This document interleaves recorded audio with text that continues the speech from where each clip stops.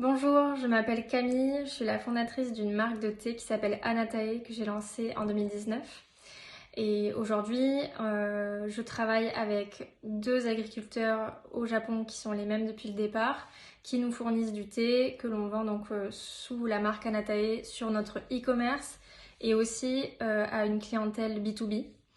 Euh, voilà, ça se développe très bien, on est une équipe de 9. À la base, j'avais aucun accompagnement. Je connaissais pas du tout ce type de fonctionnement. Et en fait, même si j'en avais entendu parler, je pensais que c'était pas adapté à moi et que j'en avais pas besoin. J'étais plutôt sceptique par rapport au fait d'être accompagnée.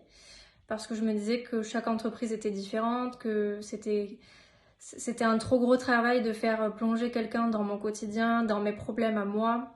Et je me disais que l'accompagnement allait être pas adapté à mes problématiques. Je me disais aussi que ça valait pas le coup de débloquer ce budget. Et je me disais aussi que en fait, mon entreprise allait très bien, donc j'avais pas nécessairement besoin d'être aidée. Et puis finalement, j'ai décidé d'essayer. Et je me suis rendu compte que même si on les voit pas, il y a toujours des problèmes et des choses qui nous freinent, qui nous permettent pas de prendre les bonnes décisions, qui nous permettent pas d'y voir clair.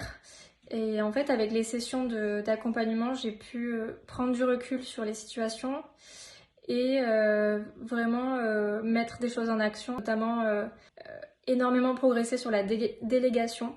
Moi, je faisais beaucoup trop d'opérationnel et je pensais que c'était un peu obligatoire parce qu'on restait quand même une petite entreprise.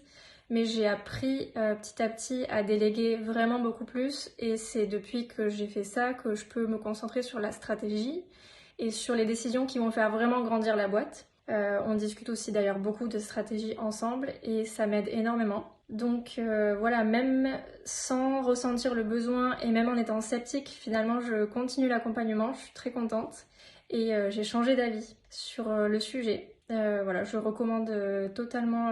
Et je pense que ça peut être utile à tout entrepreneur qui a des petits freins au quotidien, des choses qui sont pas faciles pour lui parce que c'est pas naturel. Donc, par exemple, je pense au fait de déléguer, je pense à la gestion d'une équipe aussi qui est pas toujours facile. Peut-être aussi qu'on a parfois des barrières mentales. On peut se dire que nous, on n'aura jamais une boîte qui fait plus de tant de chiffre d'affaires et on a des raisons qui sont bien ancrées dans notre tête, mais en fait, en prenant le temps de dézoomer avec quelqu'un, on détruit ces idées-là, on détruit ces problèmes-là et on arrive à avancer. Donc je pense que ça peut servir à tout entrepreneur finalement. Ça vaut le coup d'essayer et de peut-être changer d'avis. Voilà, donc c'était mon témoignage.